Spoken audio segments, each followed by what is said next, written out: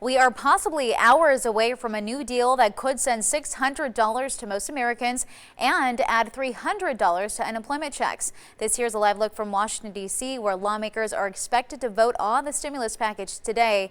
And the deal also includes help for small businesses and schools.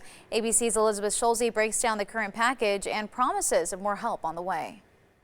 After months of stalemate on Capitol Hill, economic relief is finally in sight for millions of Americans. More help is on the way. Lawmakers striking an 11th hour $900 billion COVID relief deal, tying the plan to a larger spending bill that will avoid a government shutdown.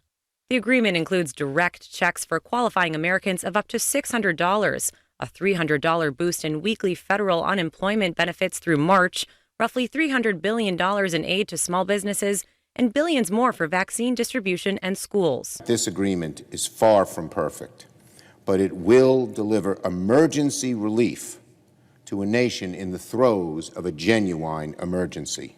If the bill passes as expected, Americans should start receiving stimulus checks in January, while the Treasury Secretary says they could come as soon as next week. For single mom Renee DiCarlo, who was forced to close her business, help can't come soon enough. Every dollar matters to me. The more they give me, the more ability I'll have to get my life back in order, a little bit at a time, because right now there isn't enough to support myself or my kids. As coronavirus cases continue to climb, forcing more business closures and layoffs, some economists fear the help could be too little, too late.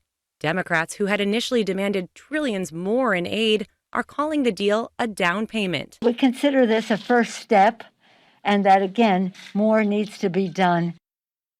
President Trump is expected to sign the bill into law once it passes, and President-elect Biden applauded the deal, but said Congress's work is far from over.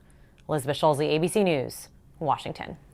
Nevada Congresswoman Susie Lee is calling the deal an emergency shoot and says it's crucial to get this money out to Americans.